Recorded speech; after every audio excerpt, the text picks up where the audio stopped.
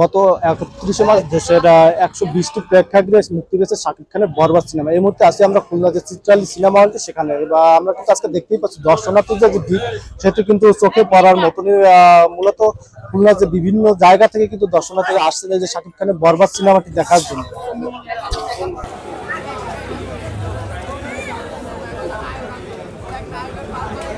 Friend আসছি, বরবাদ movie দেখতে আসছি। শাকিব খানের বরবাদ মুভি দেখার রিজন এইটাই যে মানে আমাদের দেশের মেগা সুপারস্টার সে, এই কারণে, এবং তার প্রতি একটা ভালোবাসা আছে, এই এই জায়গা থেকেই আসা।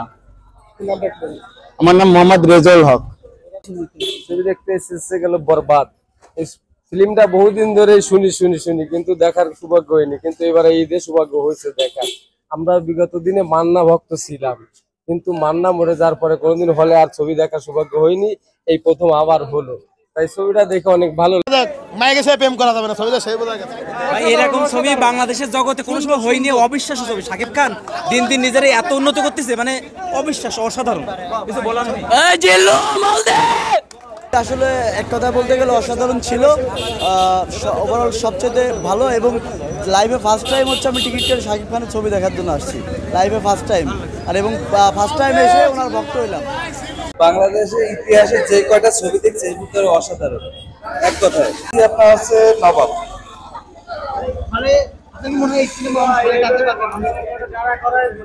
তো আপনি মানে আপনার কথা বললে তো বুঝতে পারবেন না। আপনি দেখেন মানুষের আর্তনাদ, দেখেন মানুষের আবেগ, অনুভূতি, ভালোবাসা, সেই জায়গা থেকে তো মানুষ ছবি দেখতে আসছে।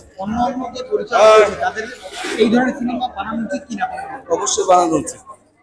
বাংলাদেশের ফিল্ম ইন্ডাস্ট্রিতে যেগুলো আপনার নতুন আপনার হচ্ছে মানে ছবি প্রডিউসাররা যারা আছে, এরকম নতুন নতুন ছবির দর্শককে উপহার দিতে, এটাই আমাদের প্রত্যাশা। প্রিয় দর্শক, ইতিমধ্যে আপনারা জেনে গেছেন যে আমি একটা মোবাইলের সামনে বা মিডিয়ার সামনে কথা বলেছিলাম যে আমি এই সিনেমাটি সর্বোচ্চ টাকা দিয়ে এনেছি। আজকে তার বহিঃপ্রকাশ আপনারা দেখতে পাচ্ছেন যে আমার প্রতিটা দর্শক কানায় কানায় পরিপূর্ণ। আমি চিত্রালী সিনেমা হলের পরিচালক তপু খান। আমি চিন্তা করেছিলাম যে আমার টাকাটা উঠাটা আমার ফ্যাক্টর না, ফ্যাক্টরটা হলো যে শাকিব খানের ছবি আমি নিব, এবং প্রতিবারই এই চ্যালেঞ্জটা আমি গ্রহণ করি। আমি প্রিয়তমাতে চ্যালেঞ্জ নিয়েছিলাম এবং সেটা আমি সাকসেস হয়েছি। এত আনন্দিত, এত উদ্বেলিত যে এই পরিমাণে দর্শক এর আগে আমি কখনো আমার এই হলে আমি দেখি নাই। আসলে দর্শকরা কেন হলমুখে হচ্ছিল না, সেটা হচ্ছে ভালো কন্টেন্টের অভাব ছিল। আমরা ভালো একটা কন্টেন্ট যদি দিতে পারি, যেমন একটা ভালো মেকিং, ভালো একজন ডিরেক্টর, ভালো একজন অ্যারেঞ্জমেন্ট যদি থাকে, তাহলে দর্শক যে ছবি দেখবে তা তো আপনারা দেখতেই পাচ্ছেন। আপনাদেরকে আশা যোগাচ্ছে এই দর্শক?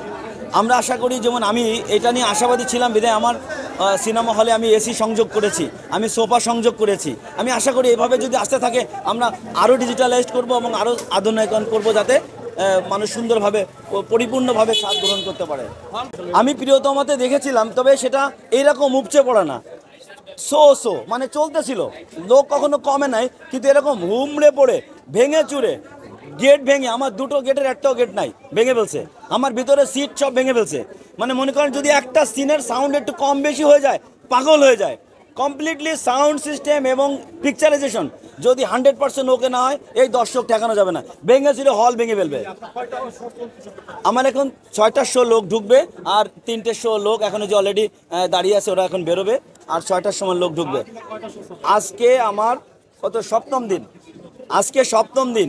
আমার জীবনে কখনো শুনি নাই সপ্তম দিন এসে এখন এরকম হাউসফুল লোক হয়।